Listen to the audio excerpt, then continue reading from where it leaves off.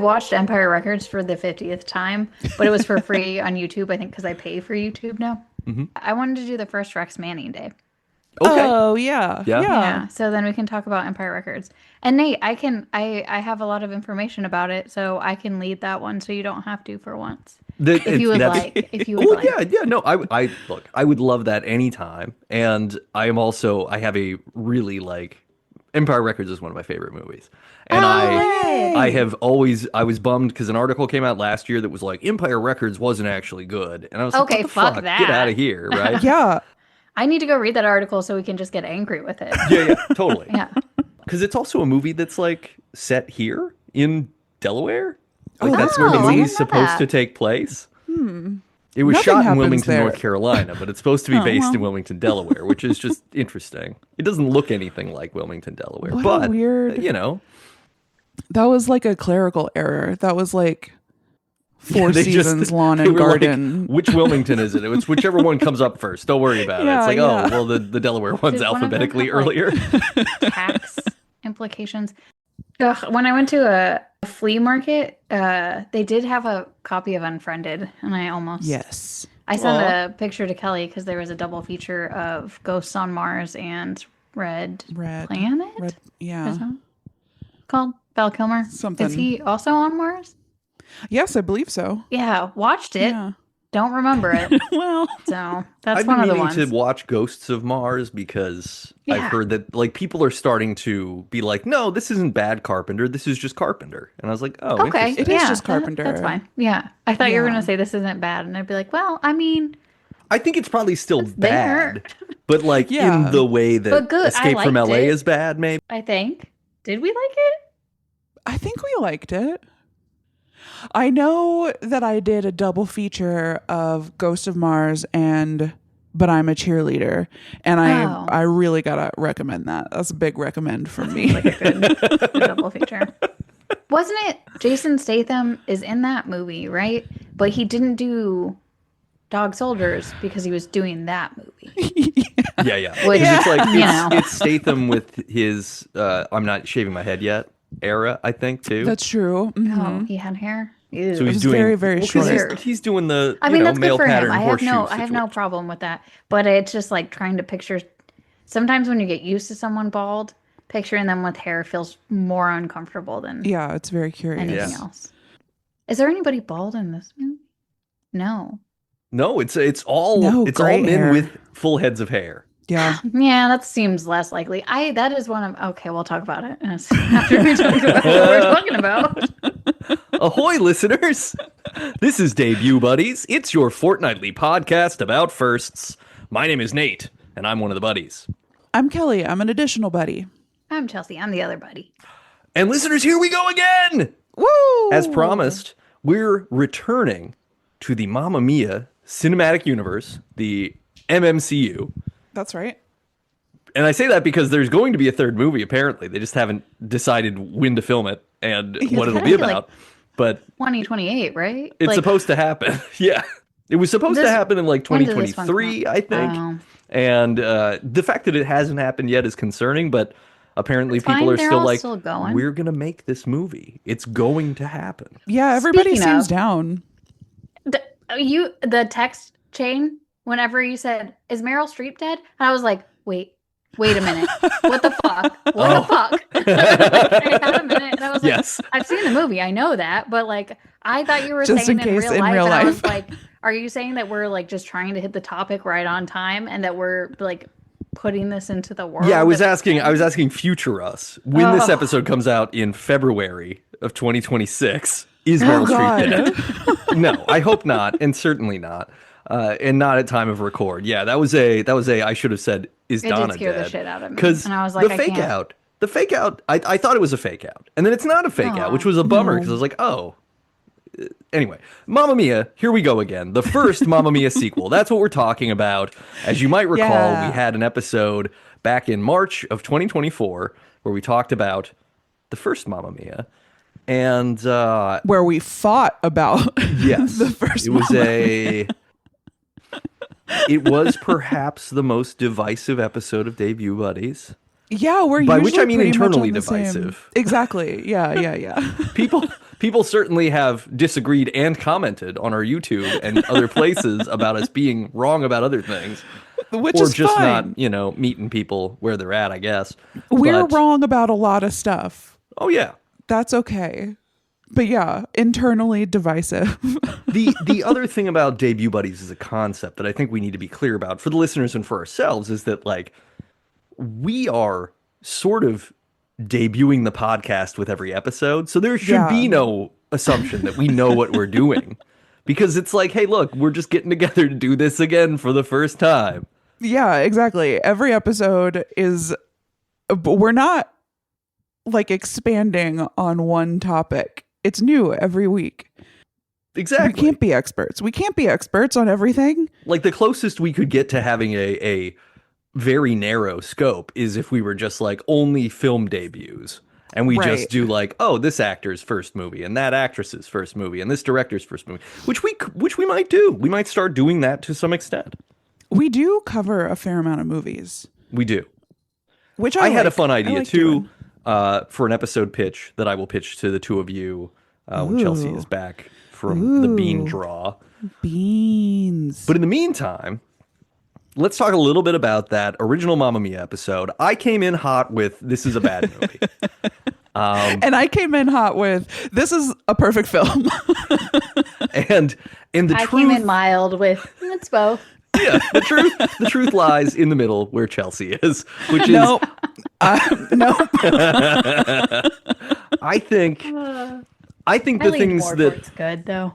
I approach the movie from too critical a space and trying to and wanting it to be something it was not going to be. And the thing is that these movies are, I mean, one, they're musicals, and musicals don't operate under the same constraints that regular film operate under, right? That's Like that's just not No. how it works. Like we're Wait, what already did you saying want it to be? I think I Great just question. I think I wanted it to be just like a more You wanted satisfying it to take story. itself more seriously? Oh, sure. Oh, And what it really does is it's kind of like, yeah, there's, as with musicals, there are conceits, there are red herrings, there are MacGuffins, there are things that must pull the plot along, but it's really just to pop off the songs, right? yeah. It's similar to Especially it being a jukebox musical, right? Yes. Like maybe if it had been written from scratch. I think that there are yeah. musicals that are closer to plays in spirit, where the songs are written originally for, like, book and music is written for the story. Yes. Whereas with a jukebox musical, it is very much like, okay, we have these songs. How do we jigsaw them together? Yeah, how do we make a story out of these songs in this order? Yeah. Yeah. Which is something like Across the Universe is a That's musical what I was that I going to saw ask if it's Great. that. years ago. Great movie. And I think I enjoyed that more at the time, largely because of a combination of two things. One, I've always really loved the Beatles. And I know that's like a very basic thing to say, but it's also just like I was big on the Beatles, and that came out when I was sort of in my young adulthood, big on the Beatles era. So it was like, oh, cool. And I watched it with the woman that I was hooking up with, and so it has different connotations, right? Like I watched Mamma Mia from a place of I'm watching this because I have to, sort of, which is unfair damn. to put on it also, right? That is unfair. No, but Because you got to. Because Well, you got to. Yeah. this is where I'm going. This is absolutely where I'm going, because what I needed to do, what I needed to recognize is that a movie like Mamma Mia has to be in the same place for me as like Predator or Bloodsport, where it's like, I'm not watching this for the story to be good. I'm watching this for the cool shit that happens heads in both. between when they both gave me confused puppy looks. What do you, what? I'm excited to hear where it goes. Why you make funny noise? Where my food? Very intrigued. Yeah. Head cocked to the side, ears wide open. But like a movie like Bloodsport is an action movie where you're really like watching it to see the action parts. You're not really interested in the stuff in between, and the stuff I in see what between, you're and saying. they know that the stuff in between doesn't matter. So they're writing a very loose, stupid, illogical story to show you people kicking each other in the head.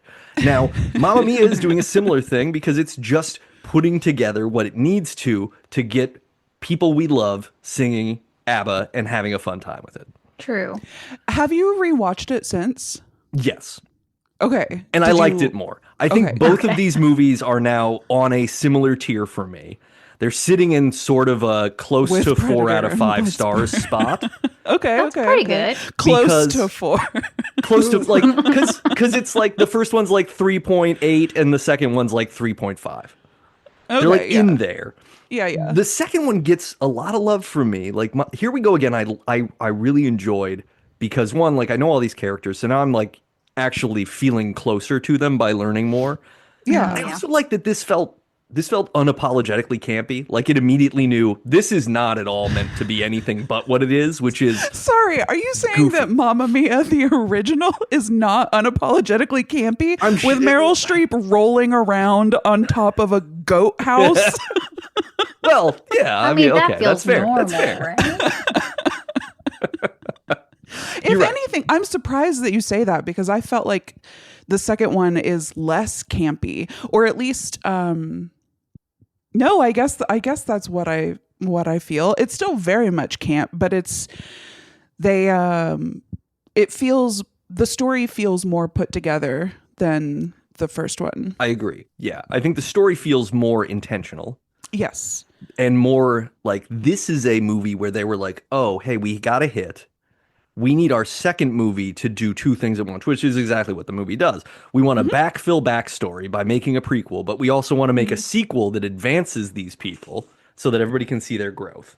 Yeah. And somehow these two things are going to come together in a compelling way.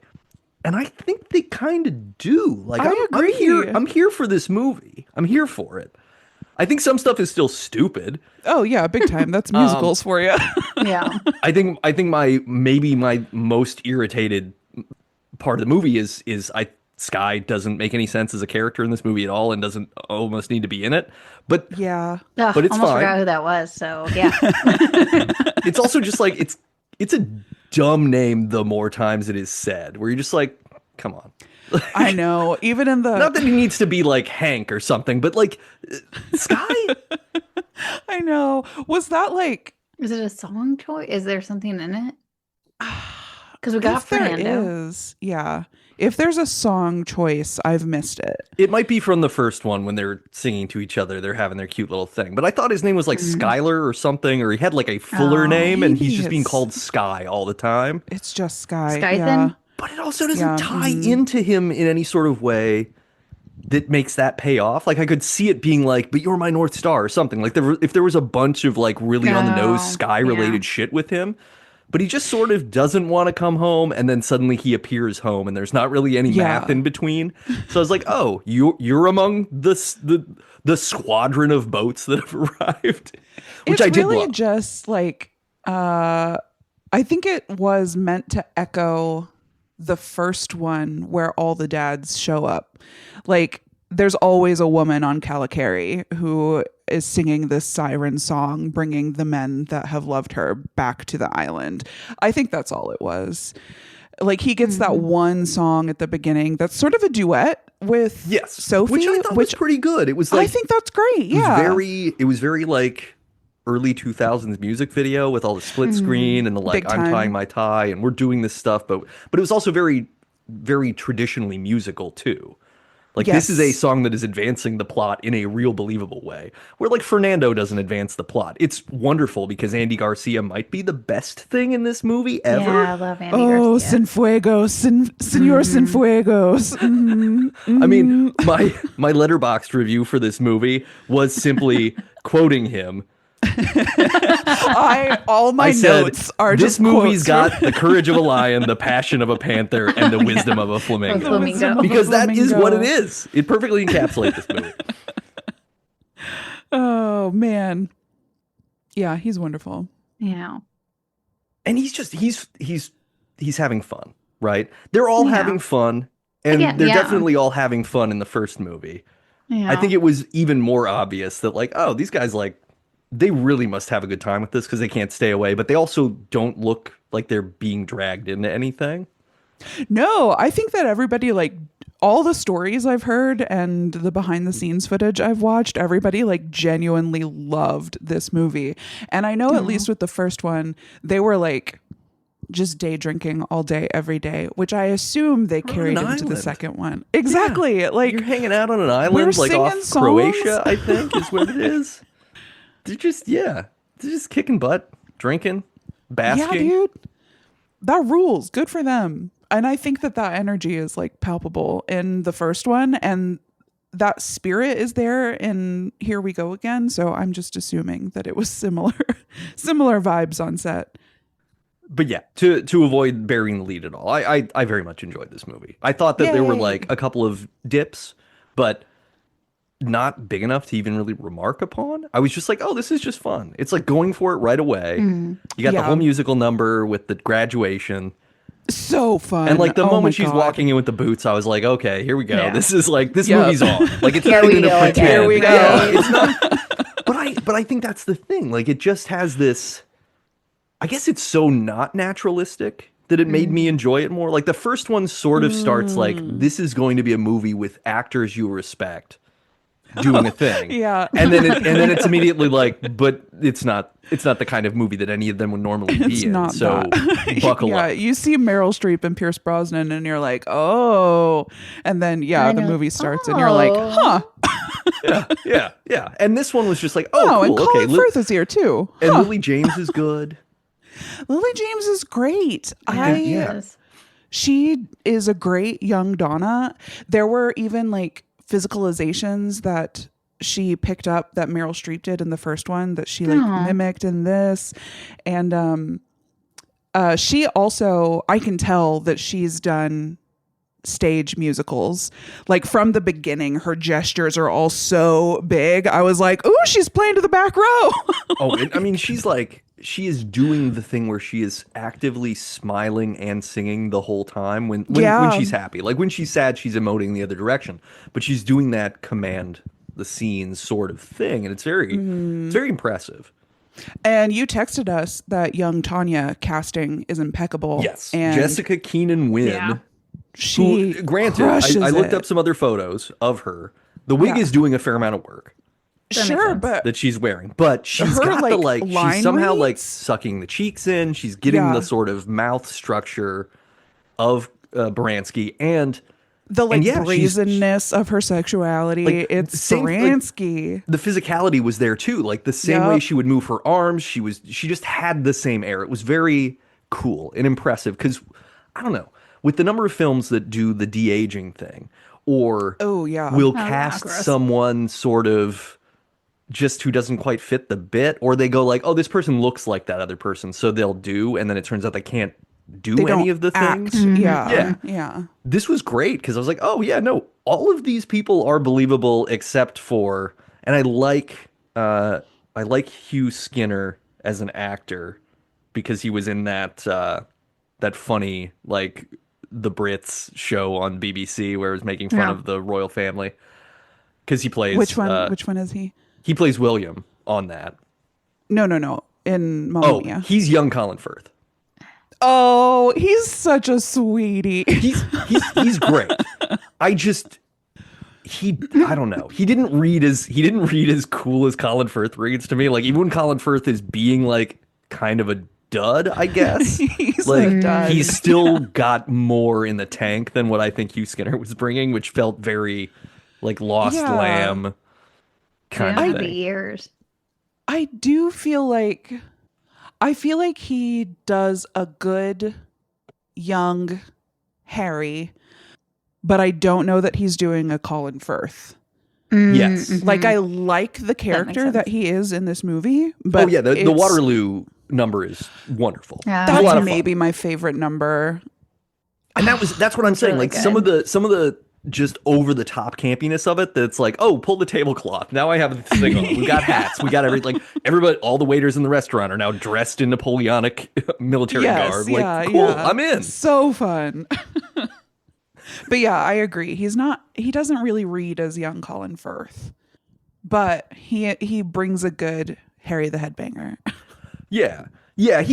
He was good as the character, but yeah, it just didn't match up for me. I think the other guy who I'm gonna guess is Jeremy Irvine, or no, Josh Dillon.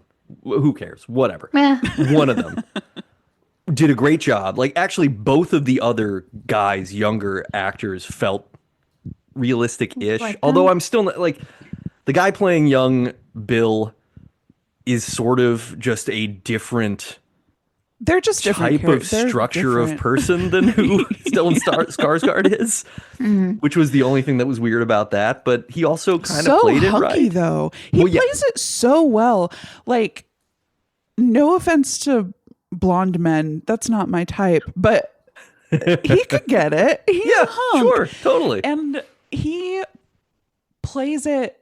Okay, so especially in Here We Go Again, and we hear more about Rosie's experience with Stellan Skarsgård.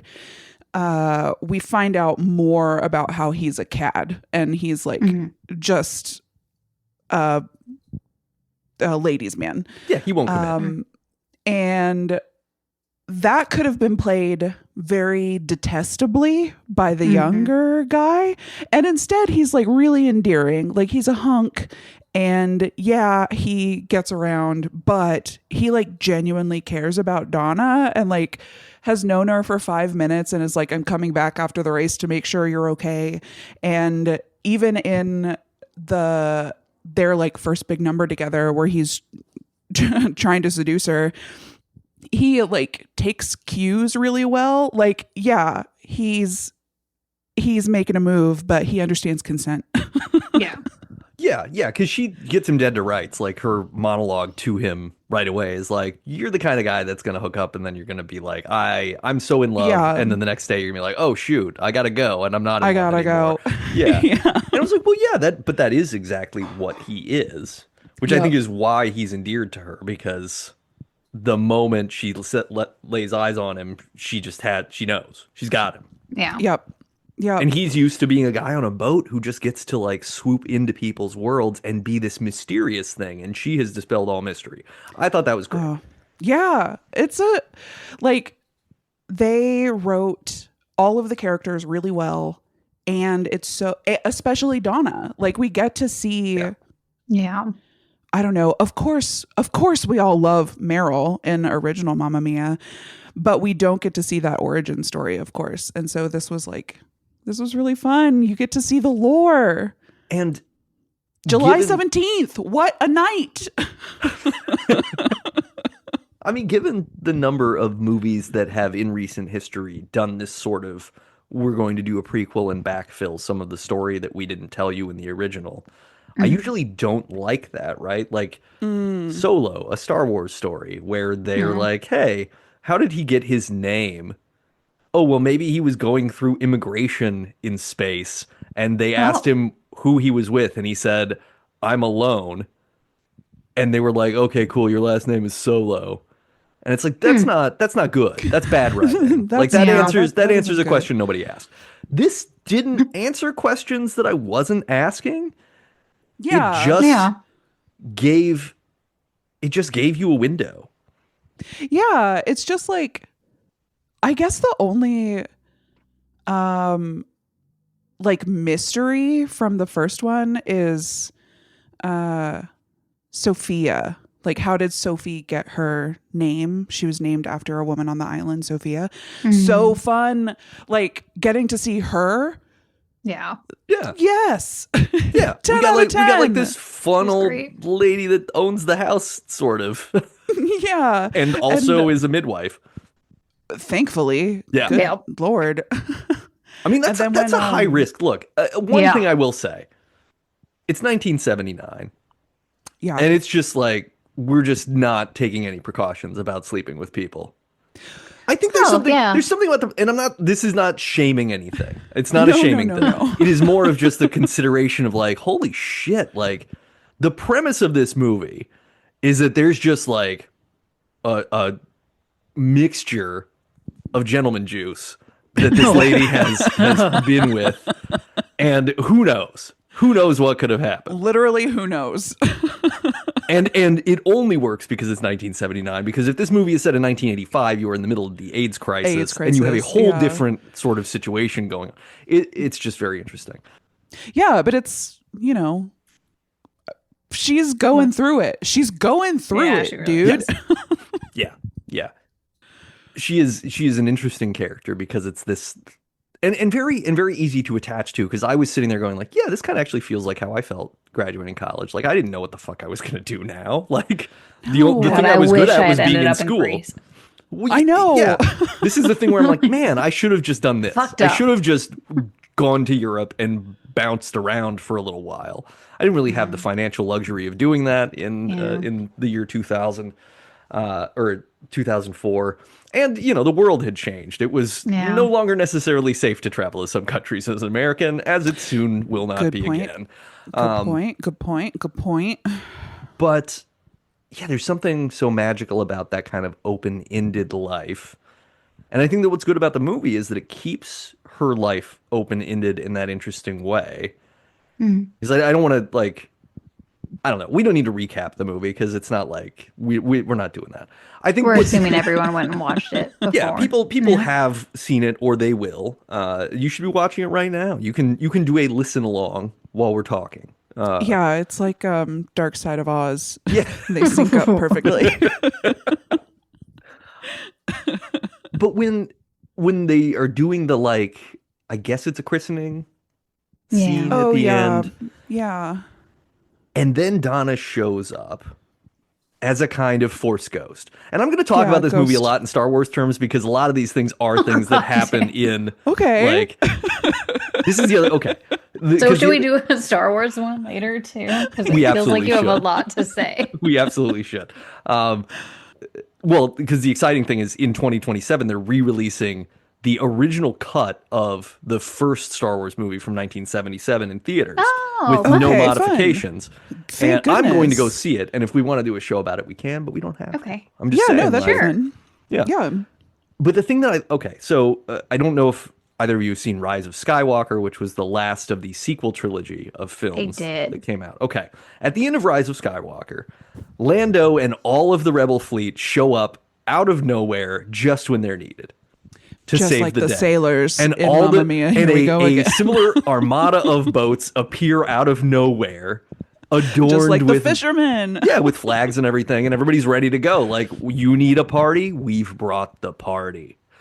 And then Star Wars also does this thing where it's like, oh, hey, when we can't resolve emotional things that happened earlier because we didn't write it well in the first place, and we're just going to have a conversation again by bringing this person back as a Force ghost. They'll be there present. Like Kylo Ren talks to Han Solo as a ghost in that movie so that he can have the change he needs to move on to be a good character. Spoilers for Rise of Skywalker. Maybe the worst movie ever made.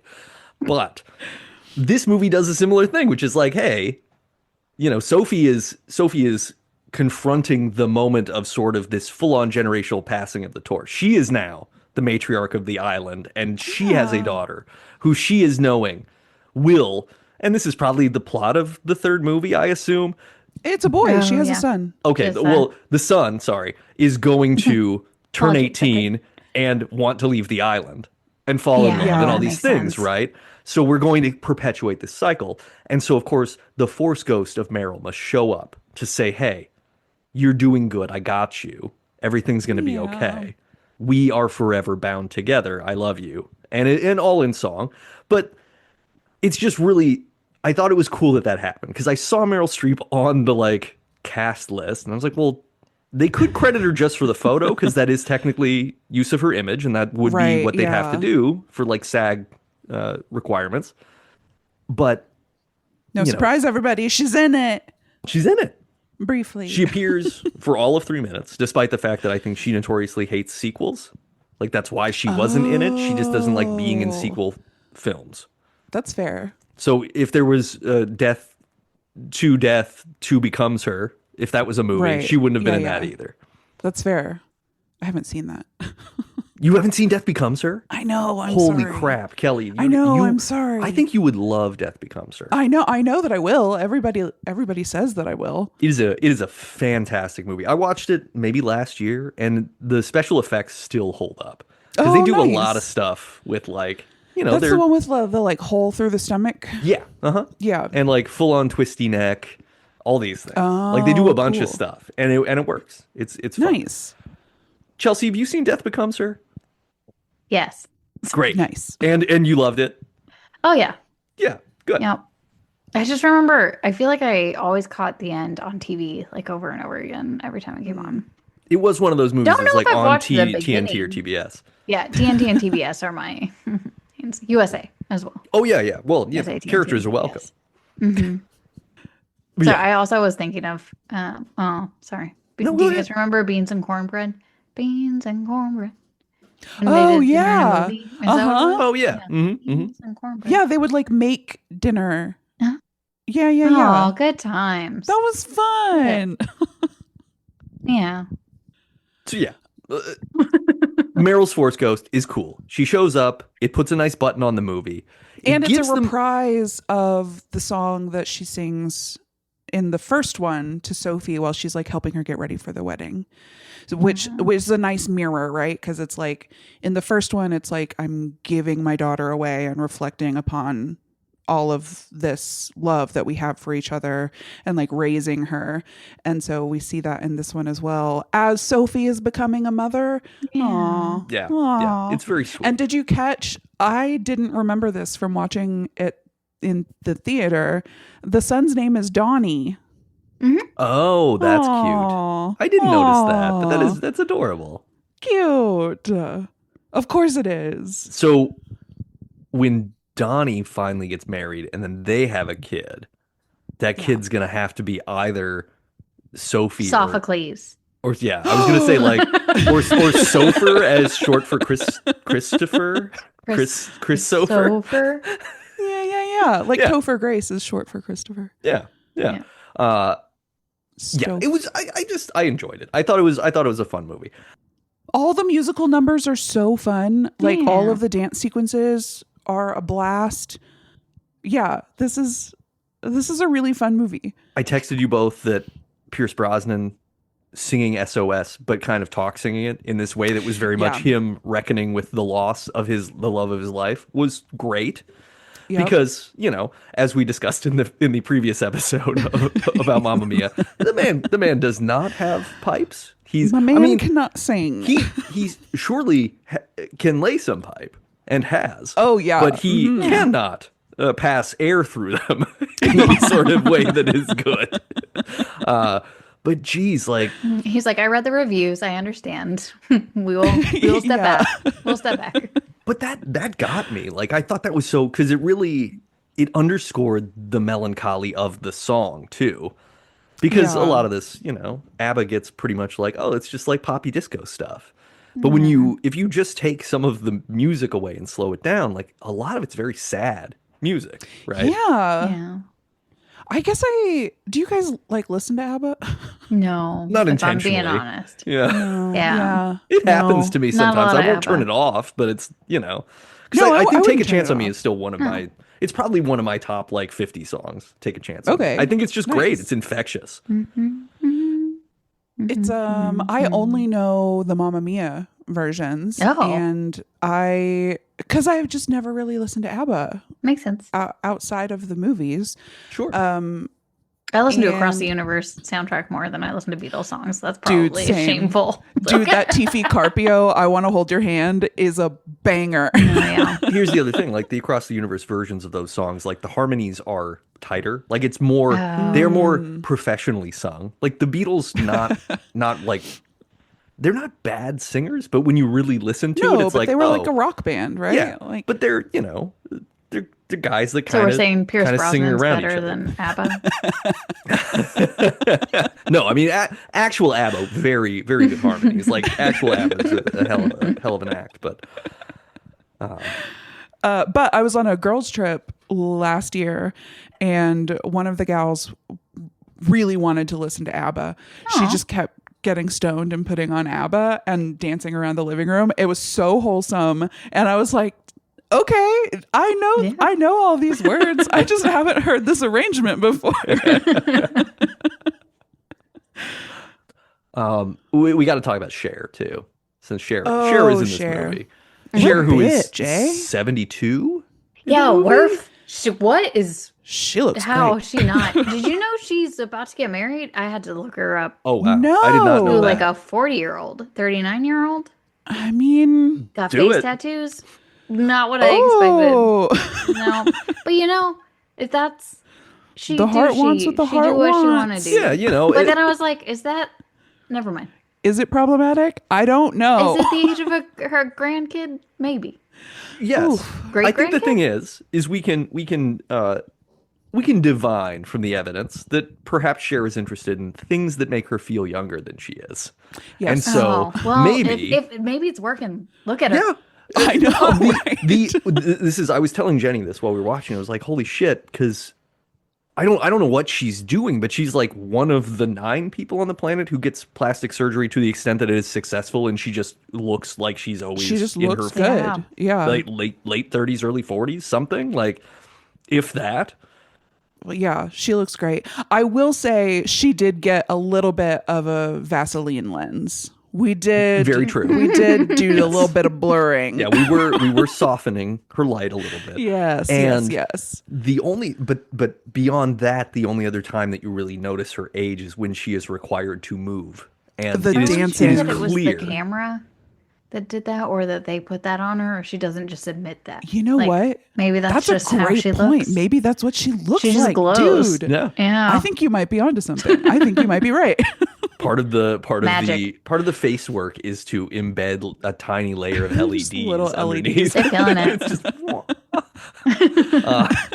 but yeah, when she has to move, you can really see in the words of Shakira, hips don't lie. You can Hips tell don't she's not quite as mobile as she was when she was a younger woman, but she's 72 sense. in the movie. Yeah. 72, She's, yeah. she's like 78 now. Yeah, they That's bonkers. linger. No, did it come out that long? It came out in 2018. Yeah, 2018. Okay. Yeah, they linger on the quote unquote dance sequence with her and Fernando for like a really long time do. for it to not be dancing. You know what I mean? Yeah, no, it's a thing where it's almost as if they had planned She on there being more going on contractually- during the period of time that they had the camera on it, and they realized like, oh well, we aren't going to disrespect Cher or Andy Yeah. Garcia, because again, Wouldn't Andy dare. Garcia is maybe dare. the best thing in this entire movie. God, he's so good. Every He's time so he good. shows up, all of his dialogue is funny. He is doing the His line reads Yeah. are Perfect. impeccable, like Yeah. unassailable.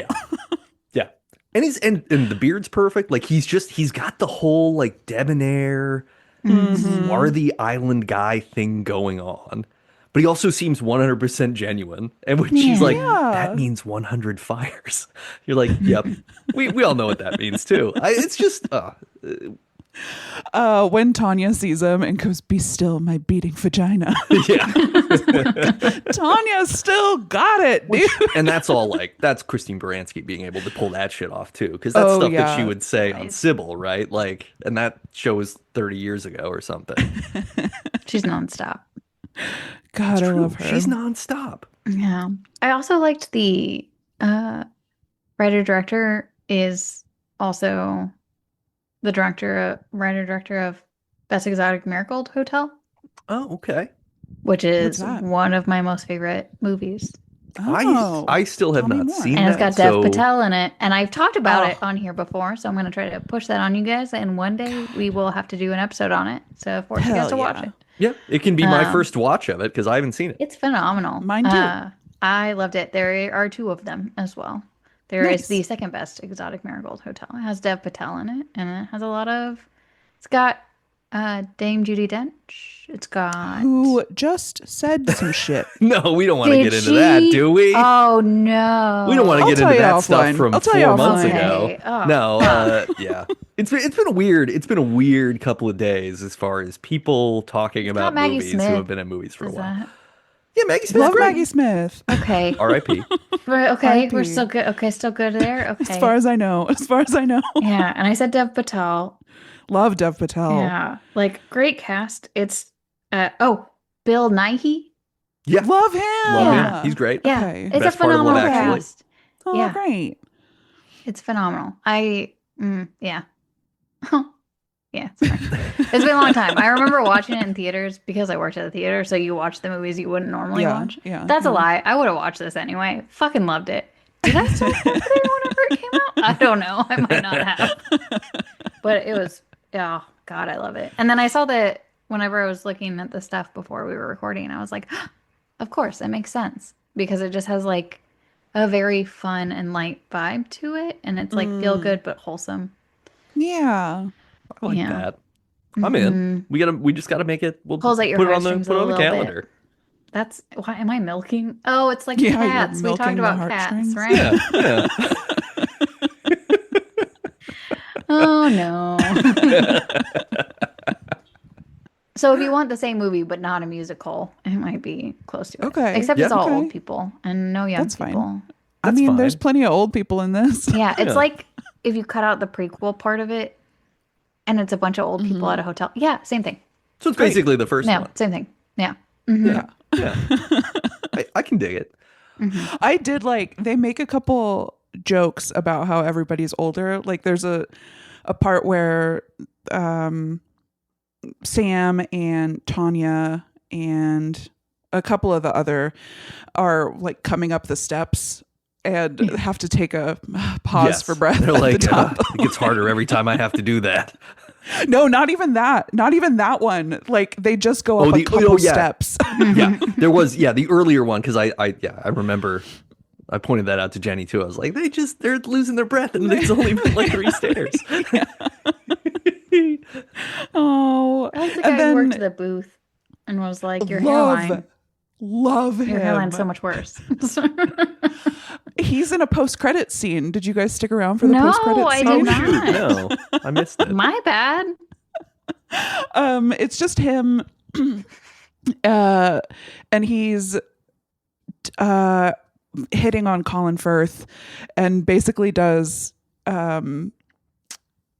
what's the song that Rosie sings in the first? If you change your mind, Let's take a on the chance on first me. Let's take a chance on me. Mm-hmm. Yeah. So he is just a cappella singing it, and then it goes on for so long, and then he's like, "You can yell cut."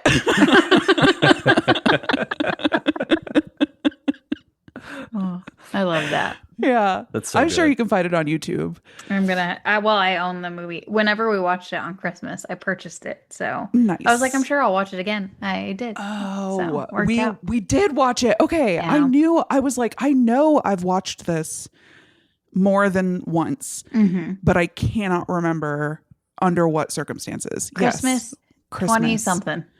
Like, oh my Christmas, God, 20. Seattle snowstorm. Yeah. Ice storm. I was telling Ryan about it and I was like, yeah. And then the neighbors came out and then they couldn't get to their apartment and they kept slipping and we watched them for like an hour. Just watched. Scoot very little, very little. Oh, It was so cute. yeah. They made that it. was Eventually, I think. just took time. It just took Yeah. time. Yeah, I mean, there's I would have done it surely on home by Tuesday, now. but maybe. Yeah, surely by now. Yeah. It did melt at some point. So I did go see this movie in the theater when Okay. it came out. Because obviously, Yeah. I had seen Mamma Mia original you're in the movie invested. theater. Years of watching Mamma Mia. Like 2018 is when this came out. I think probably it had only been within the year prior that I had finally started saying out loud that Mamma Mia was my favorite movie.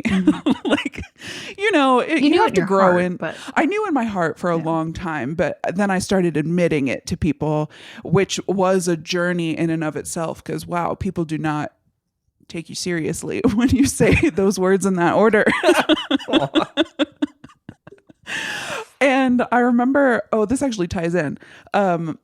The day I decided that Mamma Mia, or I decided to tell someone that Mamma Mia was my favorite movie, I went out to drinks with a friend of mine here in Boulder, and I told him, and he laughed at me.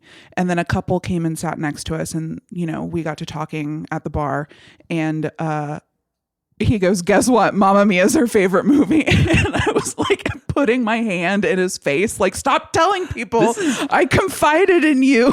Yeah, this is like he like outed you Yeah, in front of he it. You were outed like, me. hey, I need to tell you something very personal about myself.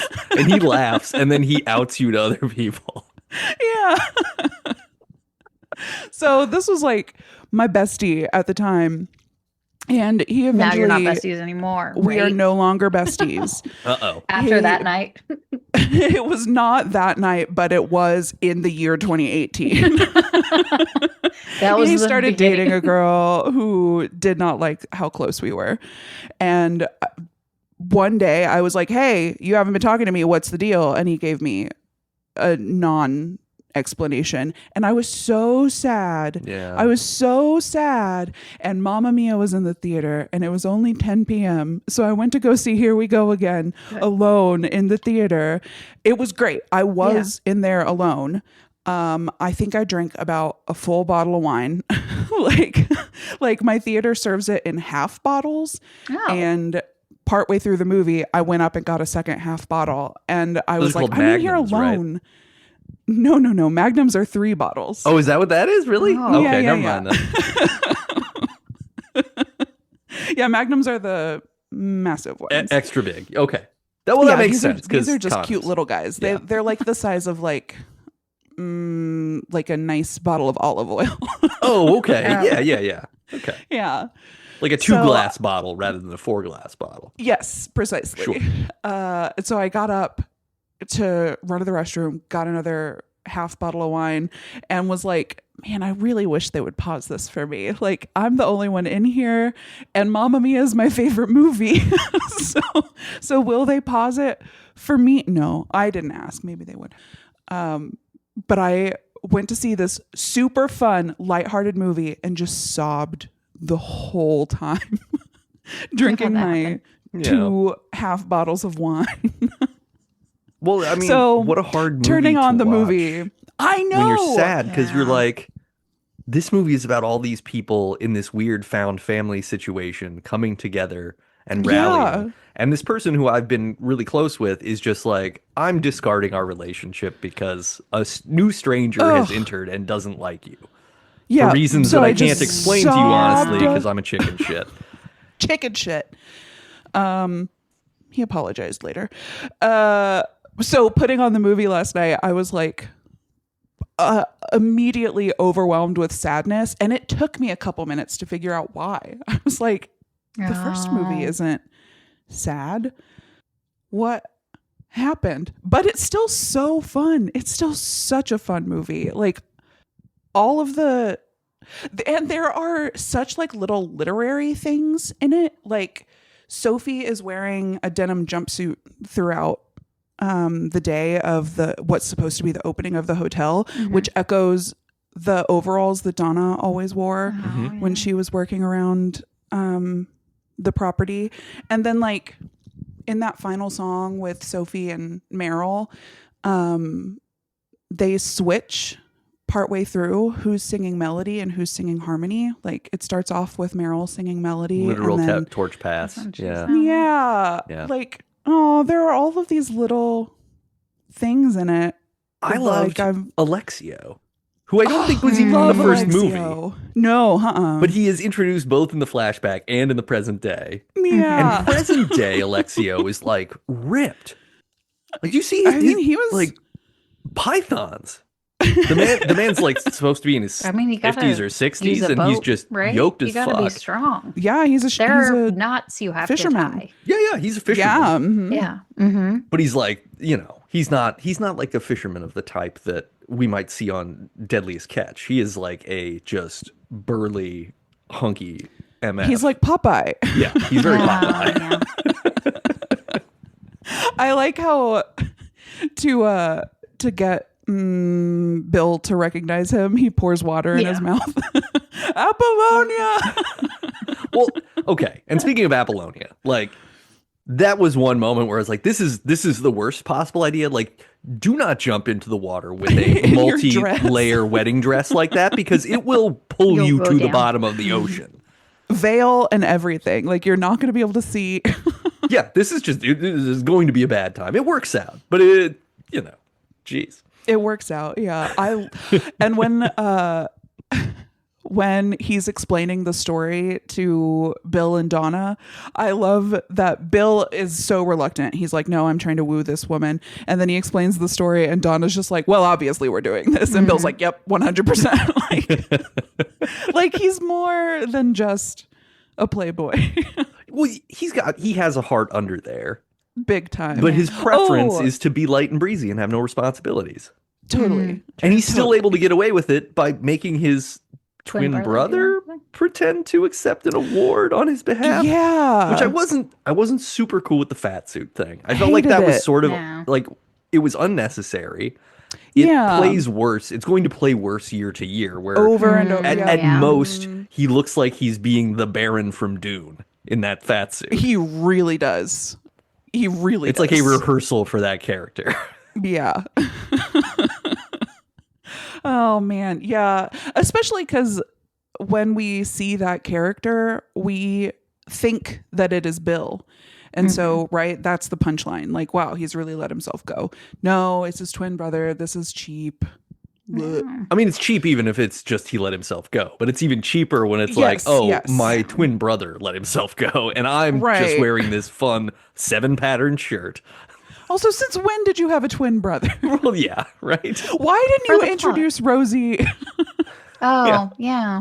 Yeah, why didn't any of those things happen? Because if you weren't at it, but of course, he is back to being interested until the third movie, which I hope I'm sure. It better be called Mama Threa. I'm just saying. Oh, yeah. I like it.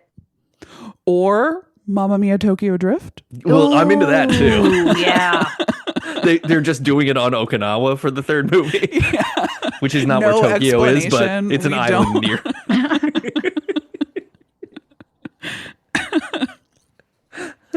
Man, Rosie has had a rough go of it. Yeah.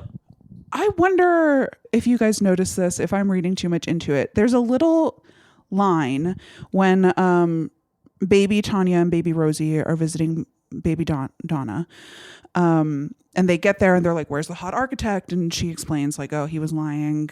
He was engaged. And Rosie says, I hate when they do that. And then the other two girls hug her. What's the story there? What happened to Rosie? Was she dating a hot architect? Or like what happened there? Rosie's character seems to be that she's the one who always gets left. Yeah. I think that is her.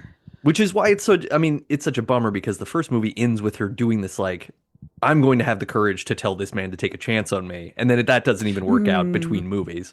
Ugh, I know. But I mean, that's a consequence of the 10-year gap. Because I also have questions about like, what happened to Donna? Like, they don't really say. No. Yeah. It's just, oh, she's dead. And you're like, oh. Yeah. Like, we're not even and again, it's a musical, so you can't put the drama on that. Unless it's a very different musical. Yeah. I'm kind of glad that we don't spend too much time on that because that's not what the story is, right? It's about everybody filling the vacuum that she left now that she's gone. Well, and it's about how she was this gravitational force for all of these people, right? That like she is gone, but she will never be gone because she's like the sun in their solar system still. Yeah. But at first it seems like she is gone and that the gravity isn't there, right? Like Bill's not going to make it and Harry's not going to make it and Sky's not going to make it. And of course they all do, but there at the beginning, you feel the tumult of her being gone. I could have gone for a little more tension around them not making it also. Yeah. But again, that's like imposing a more structured movie onto this than what it is. Right. It's meant to be lighthearted. We can't spend too much time in the weeds.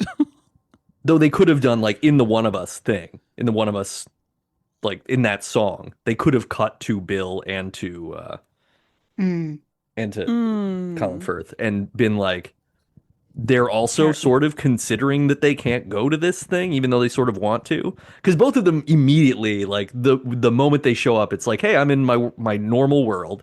And I've decided I'm going to this thing because fuck it. I'm not going to go. So there's been a lot of pining happening in the background. We just don't see it. We see it a little with Harry. We see his like big business meeting. Yeah, where he's hanging like, out in the boardroom and just totally like, not just sign the invested. contract. Like, what are we even negotiating anymore? I don't care. Yeah. Which is fine. Like, I do Falling like that asleep. played out, but I could have gone for like like one more instance of them maybe, Yeah. even calling during that. Like that could have been a really good thing for Amanda Seyfried to have this number where it's like her husband's sort of rejecting her, and then her two dads both call and they're like, "Hey, I can't get away from work. Oh, my boat conference is running over. Whatever the fuck that he was doing." Probably a boat conference. Yeah, It looked like a boat conference. Yeah, somebody has to confer with the boats. Also, his brother is about to tell a story about a goat. Yes. What do you think that story is? Do you think it relates to Donna falling through the roof of the goat house? I feel there like isn't a goat there. It's either that or I read into it something like peanut butter on the balls kind of thing, but with a goat. You know what I mean? That would be why he's like, don't let him tell the goat story. Right. It would be something. It's got to be something that's like, oh, this is a cheeky thing that this freewheeling guy did. His twins did. Oh, but yeah, what a sweet movie. It's a good solid movie. It was fun to watch. Yeah. I have just those tiny little gripes that I'd listed, and otherwise, like, come on. I don't know. Yeah, it's like, a good time. Give me an entirely Andy Garcia Cienfuegos movie, and I will watch that for too. Sure. For sure. It's just him like fixing things on the island. People just call him. He shows up in his little truck. It's like I but will like take care of all of reassuringly, he's like so calm. Almost like we need a Senor Cienfuegos like ASMR YouTube channel where he's just giving pep talks and solving problems. He's almost the dad that like he is the dad she needs when the other dads aren't available. He's grandpa. He's grandpa. Yeah, he is. Yeah. And he will be. As long as they're all still with us by the time the third movie comes out. Have you seen some of the casting speculations? What? No.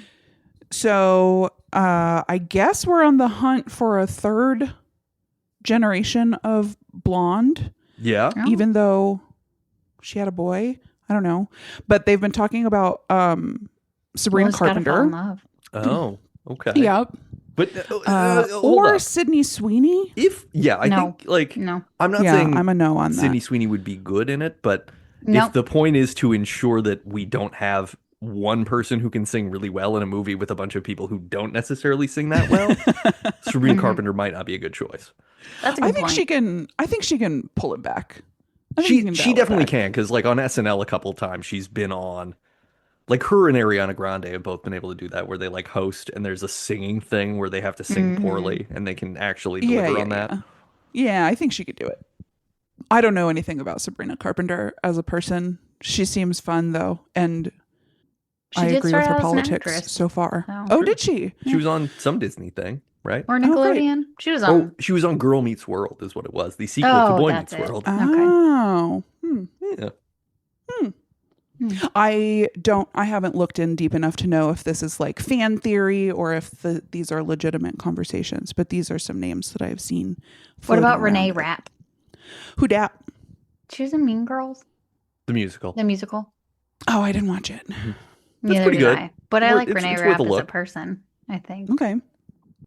Just trying to think of other names of young like blonde women. Who's like a Sky type? Riley? Wait, oh no, sorry. Ooh, Naomi Scott. Bring her Naomi in. Scott. Oh, please. My Spotify rap did not have, sorry. I got so mad. Oh, what the fuck? It was not my number. It was not in my top 3. I was very pissed off. I do not think mine is accurate. Every year I'm like, I didn't listen to that at all. I listened to that 4 years ago. And I think that the DJ is really bad. Anyway, sorry. Sky Riley was supposed to be my top 5 and it was not. And I listened to Y'all should watch Smile 2. The first Smile sequel. Yeah. We could. I'm wearing my Sky Riley t-shirt. Hell yeah, dude. One of Biggest your fucking skywriting fan. t-shirt. Yeah, one of them. Damn. Anyway, yeah, that's who they should bring on. I think that would make it the perfect movie. Sorry. Don't know why I slowly said that out loud. Anywho, yeah, this movie made me cry a lot. I know that we said it was a fun movie, Yeah. but I did cry It a lot. made me cry too. It's very Yeah. sweet. It's a very sweet movie, and it's really about all these connections and how we deal with the fact that, like, when you think you have everything sorted out finally, right? From the Yeah. last movie. Oh, family's all figured out. I have 3 dads. Everything's great. And then all of your good plans fall apart. And you're just trying to Yeah. do something to honor someone you've lost. It spoke very, very well to kind of the grief stuff. And I don't know. And it's just like, its heart is in the right place the whole time. Like, it's campy as fuck, but it's not not endearing. cynical, I think, Yeah. which is No, what I like. yeah. It's like the polar opposite of cynicism. It's like everything everybody feels is big and valid, and like it's like everybody's kind of a child in this movie at the same time as they are Yeah. a 60-year-old, 70-year-old person. Which is true for Yeah. everybody. Yeah. We're all Yeah, I babies feel and we're like- all old men. Oh boy. I'm gonna get that tattooed on my body. Yes, I need you to put "We're all babies and we're all old men" on here. Don't ask any questions. Please just do draw it. a picture as well. I'll leave that up to artist interpretation. You can use this photo helps of me. Benjamin Button for reference if necessary. Oh, Hell of a movie. hell of a movie. Hell of a sequel. Looking They- forward to the threequel. I am too, and I will say, like, Hmm. Prequel? I come to you on bent knee, prostrate before your greatness to say, I get it now. Good. I came in yay. not getting it. I Yeah. now do understand, and I will go back and rewatch the first one again, and I think I will enjoy it even more because, like, oh, Nice. all of these people are just fun to be around, and that's usually the thing about a movie Yeah. for me anyway. It's like, oh, it's the movie equivalent of like a podcast or whatever. You're like, I'm gonna spend a couple of hours with people that I find fun to be around. These are my friends. Yeah. Yeah, totally. Yeah. Yeah. I did. So whenever I was watching it to that point, I put it on and I was like, I've been baking lately. But then, like, at some point, I was like, oh no, I have to watch this. Oh no, I'm running behind. And then I put it on. And then at some point, I would just started singing and dancing to it in the kitchen. I was like, oh, this is a perfect. And I felt so good. Like that moment whenever you're in the middle of cooking or cleaning, you know, as women do. And you just get like a good song and you get a good vibe. Just something just feels right and it clicks. And that movie provided it. And I appreciate that about it. Hell yeah.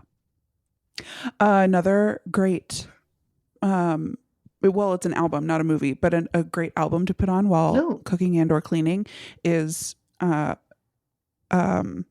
always get the name wrong. Joanne, Lady Gaga's album. Oh. Joanne. That is a good record, yeah. Mhm. Some bangers. Yeah. Some bangers in there. Just Done a lot of all Lady cleaning to Gaga. that I song. feel like it's really good to just, except for what's that one? Art Pop? That's okay. We don't need that one. I've only ever really listened to Joanne. So Oh, I don't okay, know that's about fine. the others. You like the country western aesthetic Yeah. mixed I in guess there. I Yeah. did. Yeah. She's got a good voice. And She's got a great and voice. good songwriting. Yeah. Yeah. Now let's take a chance on the MouthGarf Report. Yeah. Woo! The MouthGarf Report. Open wide for some lasagna. I hate Mondays. I went to the movie theater to see Ooh. Kill Bill, The Whole Bloody Affair. Yeah. Oh, that's right. How was it? It was amazing. It is Yay. so interesting to watch that movie as one full thing for 4.5 hours with How a was the 20-minute intermission? intermission. Yeah. Yeah, it was nice. Yeah, there was enough time to pee and then to look at my That's phone good. for a little bit. It was Did you great. get more popcorn? I didn't. Great I didn't. question. Oh. I got a medium Why? popcorn and they gave me like a Tron Aries like souvenir Oh. bucket because I guess they just need to move those because like 9 people saw Tron Aries. yeah. They were like, dang it, we got Mobiused again. Because it was whatever. I mean, it had a battery slot, but for a weird little short stubby battery that I would have had to go Weird. get. No, I don't Yeah, just to be able to light I up one window. And I'm sure Jared Leto would be manifested somehow, and I didn't want to bring that into No, my house. that's fine. That makes sense. that's a I don't cursed blame you. object. But yeah, it's so interesting because, I saw the original Kill Bills in the theater back in 03 and 05 or whatever. And not a lot has changed, right? It's remastered, so it looks beautiful. And they added like 10 minutes to the animation sequence for O-Ren, so Lucy Liu's character. And it's really cool. It's a great sequence because she like takes out a dude, another like bad Tokyo assassin guy in an elevator, and there's grenades involved and a lot of neat tension and things. But what's so interesting is the movie like hit me in a different way where it was just like, oh, this is fully about, look at how power corrupts all of these men, everyone really, like, because Lucy Liu's character is also corrupted by the power that she has taken on. But generally speaking, the movie is entirely about men who are bosses. And there's only two of them that are good in the whole movie. And that's Hattori Hanzo, we meet him as a sushi chef who has sworn away making samurai swords any longer, but he makes one for Beatrix Kiddo. And then we also see the Chinese kung fu master that she trains under, who starts off as a very like misogynistic, I'm the master, but eventually softens and obviously entrusts her with his greatest skill and power. But all the other men in the movie are like condescending, flexing their power too much shit, right? There's the orderly that's allowing her to be sexually assaulted while she's in a coma, and there's Bill, obviously, and there's even Bud's boss at the strip club, who is just condescending as fuck about him being like 10 minutes late to work when literally no one's there to be bounced. So it was just an interesting study in bosses. So I started thinking about that because it's about power dynamics. It's obviously also a very feminist movie, but it's through this weird genre lens of like, what is feminism? But I just think it's fascinating. And I really like that movie. And I really like Quentin Tarantino's movies. And I'm bummed that he decided to like tear down Paul Dano for no necessary reason. And Matthew Lillard too. And Matthew Lillard as well. Yeah, because Matthew Lillard, I'm mainly calling out Matthew Lillard here. We love Matthew Lillard. love I like Paul Matthew Dano, but Lillard. we love Matthew Lillard. Matthew Lillard's like, he's fun in everything he's in. He's not always in stuff where he's supposed to be like the most elevated whatever character, but he's also like a stand-up person. I mean, it seems like he's really big in like the tabletop gaming community at this point. A couple of the other podcasts, including the one that I'm friends with one of the guys on, like they know him from doing stuff, and he's like one of the nicest guys that you could talk to. So there's just this thing of like, I don't know, man, like I would like to see Tarantino just make his last movie if he's making one more. And then he can ride off into the sunset. Yeah. But doing this like weird punching down stuff is obnoxious. Especially like, okay, so tons of people came to Paul Dano's defense, including Daniel Day-Lewis. He like came out of his social media retirement to make a post about how talented Dano is, which is true. But I haven't seen Dano respond to it, but I did see Lillard, and it was so sad. He was very sad about it. Yeah. Don't be mean to him. Yeah. He's precious. We don't He's beloved. This is that thing of Kill Bill can be a great movie, and the person who made Kill Bill can be a flawed person, and that's where we're at. Yeah. Are we separating the art from the artist right now? Sounds like we might be. I mean, you can't completely either, because there's the whole thing with like Tarantino made Uma Thurman drive a car in a stunt, and she crashed it and hurt herself, and there was a rift between them, and it is interesting because the movie is about men forcing women to do things and not listening to them. Like, it's about a guy that like makes women do assassinations for him and his brother, but like, I don't know. It's just, and it being produced by Weinstein and all these things. It's just like I didn't it even is realize that. fraught with this layer of, oh, this is kind of what it is. We're whether we're doing it consciously or subconsciously, we're talking about these power structures and the way that like I think this viewing was the one where I fully got that, like, when you get to Bill at the end of the second movie, at the end of the full end of the film, because it's one movie. His what read to me when I was younger as like, oh, this guy's genuinely like, he's a smooth talker and he likes her and he's just kind of long-winded and philosophical, read much more to me like, this guy's a condescending asshole. And when he can't control people through violence, he tries to control them through emotions and through psychology. And that's all it is. It is a movie about men manipulating women. And Gross. Hollywood is about men manipulating women, and all of this shit is about men manipulating women. And then to have a director whose job is to manipulate actors, punch down at actors who he doesn't like to shake up what little power structure there is. It's just, yeah. So complicated. Wonderful viewing experience. I'm happy that I went and saw it. It was really cool. But yeah, you know, I think people can continue to do better. R.I.P. to that Tron bucket. Yeah, seriously. Yeah. I feel bad too, because like what I really should have done is take it home and disassemble it and recycle what I could, because it's just like a bunch of shit. This souvenir bucket thing is a problem. Like, we need to stop manufacturing one-use garbage that people don't want. Like, anybody who's fucking their Dune bucket, good for you, right? Like, pop a silicone sleeve in there and enjoy. But the rest of them, like, nobody's using them for anything. No. We're wasting. We're wasteful. We're a wastful society. I mean, I don't know if we anybody's can do a noticed that. whole episode on being wasteful. The last time I went to the movie theater, I got popcorn in a normal bag. Sure. But they were like, "Do you want pink and green glitter for Wicked?" No, what?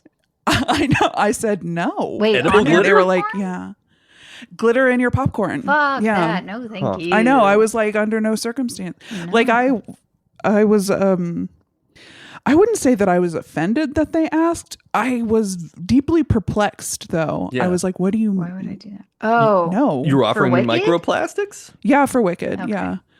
But I was like, no. Why?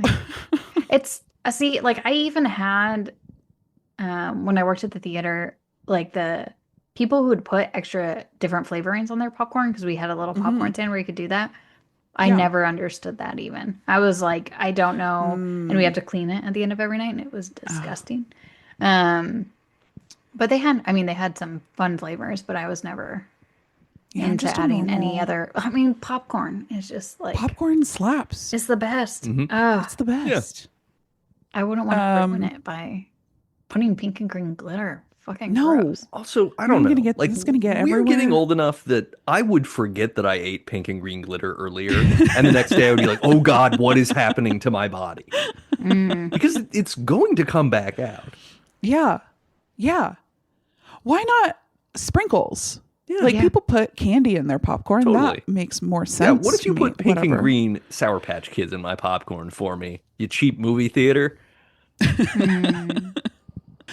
Okay, so last night after I finished Mamma Mia, Here We Go Again, here's what I've been up to. Yeah. Is I put on a TV series starring Paul Dano and Lily James, which is called, it's a little thing you might have heard of, called War and Peace. Which Oh my God. you will recall that my very favorite musical is Natasha Pierre and the Great Comet of 1812, based on a sliver of War and Peace. Yeah. Oh. And in the TV show, Paul Dano plays my favorite character. War and Peace. And the titular War and Peace. yep, that's right. Pierre Bezukhov. And Lily James plays Natasha. And I've been meaning to watch this for years and years and years. And I feel bad that I put it off this long, but it is so good. And it was a beautiful confluence of events. like Paul Dano being in the news, Lily James being in the podcast. It was nice. I was like, damn. Synchronicity. Everything Now coming is the together. time. Now is the time to watch this. And you know who else is in it? Tom Burke, Gillian Anderson, Love Gillian Anderson always. Slughorn from Harry Potter. I don't remember the actor's name. Yeah, I don't know. Yeah. Yeah. Recognizable face. Mhm. It's great. I've got 3 episodes left, and which means I stayed up too late last night watching fucking War and Peace. And genuinely, Paul Dano is incredible in this. I mean, he's great in everything. I was gonna say I don't but know like, if I've seen him do bad. I've never been disappointed. Wait. In No, Tua, what was that What? movie? What I was don't that know. movie? The worst I don't fucking know. movie. no. Come on. Oh no. Yo, what is that movie? Big? No. Gigantic? Oh, Gigantic, I think. Oh no. It was not his performance that made this movie No. bad. Oh my God. Nate, Chelsea and I are having a shared memory. Oh, okay, sure. Yeah, with Zoe Deschanel and John Goodman. Yes, and John Goodman and Zach Galifianakis inexplicably. I don't Maybe it think would I be ever better saw if we this one. Saw it now? No, I don't know if I want to. I don't kinda even wanna remember revisit anything it. about it, but I remember there being a bat at some point and being There was a bat. viscerally angry at the movie Yep. for existing and for being made. This And I- looks And- like a movie just from the poster that's in that Little Miss Sunshine. Yeah, you like, would think, in that, but it's like but it's in that weird indie boom where it was like, oh, we'll just make any indie Yeah. movie, and they don't even have Yeah. to Chose the be right people. interesting, and we'll just we'll throw people at yeah. it. No, it was weird. It was weird. And I remember us being so furious and desperately trying to piece it together and being like, we just don't understand it. We don't understand it. We looked up an interview with the directors. It was 2. It was a pair of writer director, if I'm remembering correctly. And there was an interview with them where they were like, yeah, we don't get it either. And we were like, what the Why fuck? did you make it? Why did you waste my time? I Yeah, I'd just like- remember that movie making us so Oh my mad. God. That was buried deep, deep, Yeah. deep. Some I of was the like, yeah, Paul Dano's review never done snippets any from bad. this movie are this overly quirky, incessantly whimsical indie is too self-conscious for its own good. It's called a meager sum of quirky details. Yeah. Another one says, with its off-center dialogue and upscale industrial settings, Gigantic strains to be original.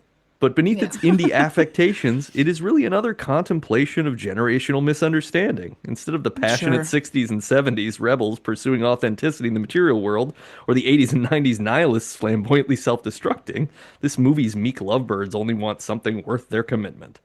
So I understand that I didn't like the movie, but that review also, I didn't like that either. Same. Those are my Agreed. reviews for today. Thank you. But I do not remember Paul Dano's performance in that. I'm willing to bet that he did, probably did the best fine. he could Yeah. with the material given him. But in War and Peace, he is like a master of little micro expressions. Like Aw. he plays, I mean, it's my favorite character from the musical, so I'm like deeply attuned to what the characters' trials and tribulations are. But you can see them on his face, Aw. even when he's not saying it, like in tiny little expressions, like, oh, look how self-conscious he is in this scene, even though he's being like hopeful, like, he's doing such an incredible job. Tarantino can eat a dick. Yeah. Especially to say that he was bad in There Will Be Blood, which he is Yeah, he is of all very them good movies. in. The thing Yeah. is, like, I don't know if I mean, I would like to think that this is not how simple this is, but like maybe Tarantino just doesn't like viscerally doesn't like the characters he plays, but that's because he's a sure. good actor. Mm. Like he's Right, he's yeah. he's capable of uniquely eliciting like disgust in a viewer to be like, Yeah. oh God, this guy really annoys me. And it's like, it's not Which because is he's a bad great. actor, it's because he's Yeah. acting effectively. Really fucking good at it. He also plays endearing so well. Like I just want to hold his little face and tell him it's going to be okay. Yeah. Yeah. Yeah. Oh, sweetie. Also, it made me think of I hate every time I do this. There's it was a post, a tweet, maybe a skeet, perhaps. That was like, if you ask a bisexual woman who her celebrity crushes are, it's like a stunning woman and then some weirdo. Like, what do you mean, SZA and Michael Cera? And that that's me with Paul Dano. Yeah. And also Michael Cera. Sure. Yeah.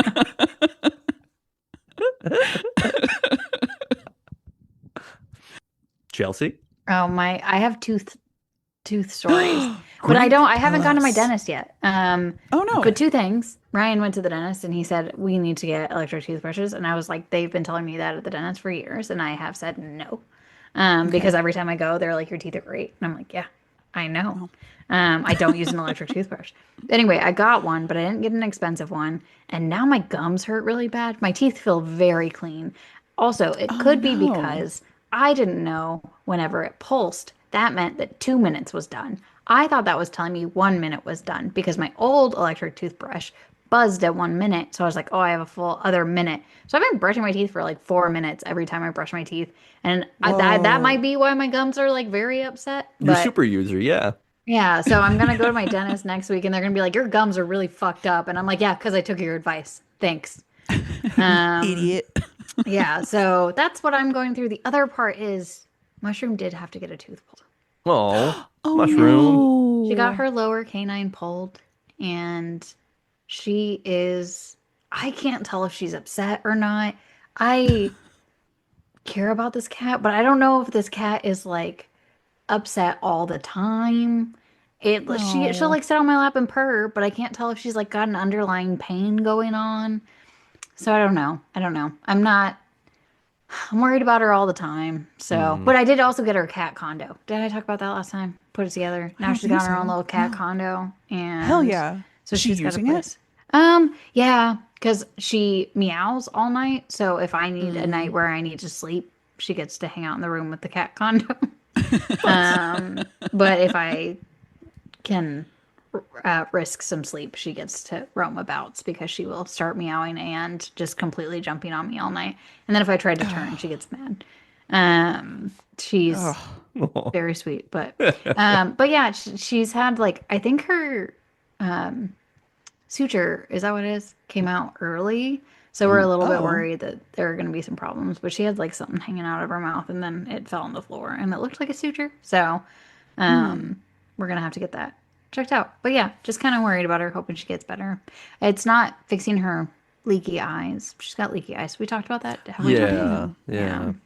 It's not. We hoped it would fix that. Did not fix that because it was a lower tooth. So, but I'm hoping that sometime soon she'll start feeling better. She's been eating fine. So you know, whenever cats start eating less, that's a sign of them being uncomfortable. So she's eating okay.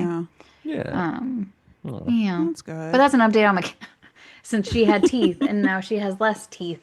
But it is, and they said that like the sharp teeth are only important if they're like out in the wild. Cats. Yeah. Sure. So she's like, as long as they're eating, and as long as you're giving them food, it's fine. And I'm like, okay, she's not going to be happy about this, but it was fine. But yeah, so those are my teeth. And the other one, we were talking about beans. I made bean brownies. I think I may have made them before. But I just knew I had brownie mix that was about to go bad. And then this morning I saw something that was like, if you just mix beans with water and put them in the brownie mix, it'll be fine. And I'm like, yeah, great idea. Let's try it. So I'll let Give it a whirl next time if they taste okay. I'm excited. But yeah, I've been doing that, the dense bean salad. But normally I haven't had beans in the last 2 days. And that's probably why I'm not great. But like, I don't know. I up my fiber intake and then I cut it. So I need to up it back up again, and then I'll feel better. Keep your body on its toes. Yeah, just gotta. Yeah. The moment I stop the fiber, it's like, oh, God, no. Yeah. Speaking of, everybody in that movie, they didn't age. They all were in perfect health. Oh, that's keep it light. Best Exotic Marigold Hotel isn't fully, but Okay. it's still light, I think. Yeah, God, I mean, damn, I need to watch it because I feel like I'm selling it, and then I'm gonna watch it. I'm gonna be like, this is really fucking sad. What am I talking about? Things can be sad. That doesn't make them bad. It's okay. That's true. That's true. And that was What the if you MouthGarf. go into it expecting it to be very happy the entire time because I'm selling it that way? You're gonna Oh, be. You might be fine. You might be sorely disappointed. It's been a long time since I watched it, but I remember really loving it. Damn, my memory is bad. It's the lack of fiber. yeah. Yeah. You need fiber to remember Fiber things. helps the brain. It's also like with a title like second best or first best Marigold Hotel, like there's lots of ways that you can play with that to be like, most depressing Marigold Hotel. Like that's fun. There's capacity to do something yeah. cool with it. And that was the MouthGarf Report. Bum, bum, bum.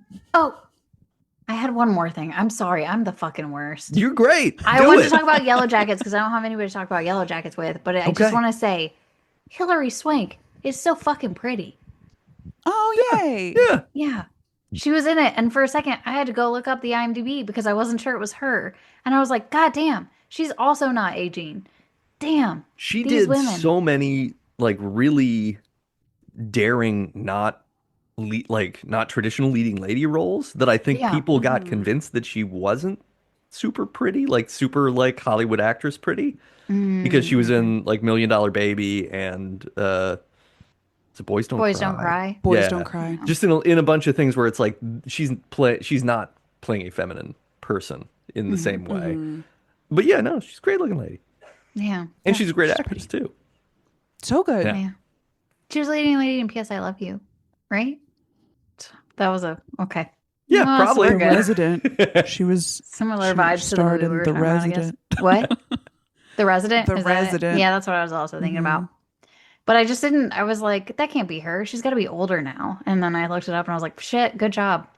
Damn, good for her. Yeah. She's got that share. She like aged, Deal. but she aged so well. Like she looks better. Ugh. I don't get it. That's what we talked about when last time we talked about Meryl Streep. She aged better. Like people fucking Yeah. just age so well that they look better and better.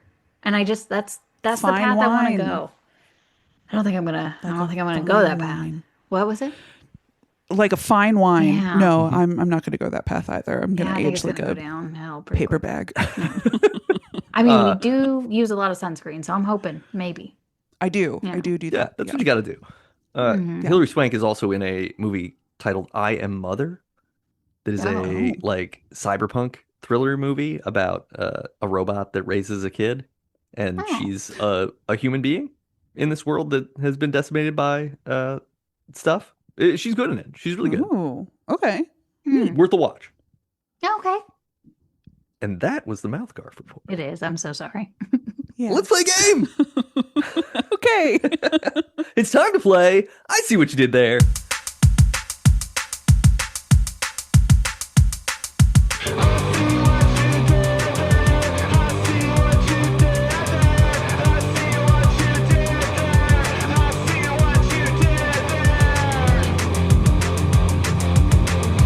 Yippee. Yay! And for this, I see what you did there. It's all mamas and Mias. I think Okay. I only know one Mia. We've talked about her a lot, so Yeah, you if you remember that Mia, she will be We'll get involved one of them? in this. Okay. Yeah, you will Okay, have good. something. Okay. All right. Number 1, this former professional soccer player and 2-time gold medalist shares a last name, no relation, with the actor who portrayed Don Draper. And this is an idiom meaning to deliberately exaggerate one's emotions or movements or to overact. Mia ham it up. Mia, ham it up. You see what I did there? I could not remember John Hamm's name. I was like, Senor Ham. Dick Whitman. No. Yeah, that is his real name. I know. Deep cut. Spoilers for Mad Men. Okay, number 2. This is a tropical cocktail. He was in Baby Driver, also starring Lily James. This is true. Yeah, Lily James is in that movie. God, I forgot about that. Yeah. Oh, All right. Sorry. Number 2. I can go back and rewatch that, except you got to cover the screen whenever Kevin Spacey's on. I know. It's still such a good movie. It is. It is a good movie. Number 2. This is a tropical cocktail made with a mix of light and dark rum, coconut rum, orange juice, pineapple juice, and grenadine. And this 60s band's hits include California Dreamin' and Monday Monday, among others. Bahama Mamas and the Papas. You see what I did there? Bahama Chelsea, Mamas you're and the crushing Papas. it. You're crushing it. Yeah. I knew it had to be Mamas and the Papas, but I did not know what the drink Bahama was. Mama. I was like, girl, that sounds like it's tropical. Oh, you said I tropical? was like, Yeah, I was yeah, like, yeah. my time. That sounded Mia close to Tai? Mia. Yeah. That's what I was trying to make it work. Number 3. This Italian phrase, one Gomez Adams frequently speaks to Morticia while bestowing affection, translates in English to my dear. And this is the NFL's southernmost team. Okay. Okay. NFL. Is it okay. Mia Moore? Bella Mia- Mia Oh. Miami Dolphins. Oh. It's not Bellamia, but it's Caramia. But still, you good. You good. Cara Miami Dolphins. You see what I did there? Got it. Chelsea, you're crushing this. I'm trying. You're I not feel just like you trying. killed You it are last doing it. time. Number 4. This is a song by Harry Styles from 2019's Fine Line with an infectious funk pop groove. Sweet summer fruit staple checking title. And this is a woman who offers financial or material support to a younger companion in exchange for romantic or sexual pleasure. Watermelon Sugar Mama. Watermelon Sugar Mama. You see what I Oh, did it there? is. I knew watermelon sugar. Last one, number 5. This actress and partner to Shia LaBeouf has starred in Nymphomaniac, Suspiria 2018, and 2025's Frankenstein. The latter of which defined this literary genre when Mary Shelley wrote it in 1818. I mean, is gothic sci-fi a genre? You're very close. Is it just fiction? Is it just gothic fiction? Yeah, or gothic horror. Mia but gothic, Okay. gothic horror. Yeah. Got it. Mia Gothic fiction or Mia Gothic horror. You see what I did there? Hooray! You did it! Hooray! And now it's time to talk Debs. How many Debs? How many Debs? How many Debs? How many Debs? Oh man! It's 5 Debs. It's a fun movie. Yeah, I would say 5. Yay! Yeah. Yay! I was expecting less. Oh, no. It could have, like, under the circumstance that anybody seemed like they didn't want to be there, it could have been like a 3 or 4 Deb movie. Oh yeah, But yeah, but everybody was so Yeah. enthusiastic. everybody just is felt so elated fun. to be in the movie. Yeah. Yeah, yeah. We needed that. It's just you can feel it. You can feel. Yeah. It's like it's a 10-year The later joy sequel. of And they're all just happy to be there. Yeah. So it's great. It's 5. I wonder 5 if, like, Debs. the second they called him, they were like, would you like to? Yes. Yeah. Like I almost wonder if the actors got together And they were like, were how do we convince them? how do we make a We need to make a movie. Oh, we just show up. Everyone goes. Yeah. We drink. We sing. Somebody brings cameras. Perfect. I'll book the island. We'll just go start filming. And when they try to say no, we'll be like, we've already got 50% of the movie filmed. Pierce, you're gonna have to convince Meryl to do a sequel just this once. Just briefly. And he's like, oh, okay, well, I won't try to wait to be James Bond again. I guess I'll just do this instead. Yeah, a lot of fun. Really just a fun movie. And I'm glad that I came around to this because Yeah. some of it's also just like, you know, don't take yourself too seriously. This is fun. It's fun to have movies that are like this, that are just existing to be what they are, not trying to impose like, oh, why is the dramatic tension not making sense in this? It's like, well, yeah, it doesn't have to. Yeah. Yeah. It doesn't. It just doesn't. These people don't have dramatic tension that way. You are escaping from that by watching this exactly. movie. Like Yeah. even the colors, it's also brightly colored. You can see everybody as opposed to every movie anymore that's like filmed in a closet. Yeah. Well, That you have to like turn up the brightness on your screen to make sure. Yeah. Yeah, and the darkest moment in the movie is the storm happens and a couple of the like banners fall down. Mhm. And then Pierce Brosnan's yeah. like, "Here, let me put those back up for you and we'll hug." And that's the end of the dark. That is the dark night of the Right. soul. That's all we need. Yep, That's all love we it. need. It's not as if And a then storm the fishermen hit come to save the day. the island, the hotel was not destroyed. A bunch of people were Right, not yeah. killed. Like a bunch of the consequences of a really bad storm did not happen. And I love that Yeah. too, because Nope. why are we going to the movies to watch the news? We don't want to do that. So thank you. No, Yeah. hate the news. Thank you, Get Mamma away Mia. Here we from go it. again. Thank you for you. Yeah. Yeah. On our next Hooray. episode, we're going to be talking about the first graffiti. Yeah. What could it be? What could it be? Somebody What? writing Uh, Tutankhamun penises? sucks. Oh. Yeah, I was guessing penis. I always think probably- it's penis. well, yeah. It's, I mean, It's almost definitely a lot of the woman. first woman. art is penises, so surely the first graffiti would also be Yeah. penises. Yeah, We have a yeah. Or problem. it's gonna be so and so was here. Like, True. oh, Yeah. yeah. Mhm. Well, But we're going to talk about it. We're going to figure out what it is. And we're going to hit you with some first graffiti knowledge. I can't wait. and we'll talk about recent graffiti, will we? Yeah, why not? Oh, okay. I think we have to. We have to talk a little bit about like graffiti that is sort of the fake graffiti. Like they do advertising now where it's like, here's the billboard and then we're going to graffiti it as part of the marketing. That would be fun to talk about. Because it's got to be edgy. We're putting edgy stuff. Capitalism. I can talk about Ant Boy, the graffiti artist who is around this area. Oh, we Oh, had Sad yeah. Businessman. Oh, Aw, I've got okay. Smile. You got what? Smile Oh, okay. is the name of my guy. I love it. I'm excited. This yeah, will be This will good. be Yeah. good. Yeah. Look, I wasn't even convinced it was going to be good until right now. No, and now I know it's wasn't going to either, but we've got stuff.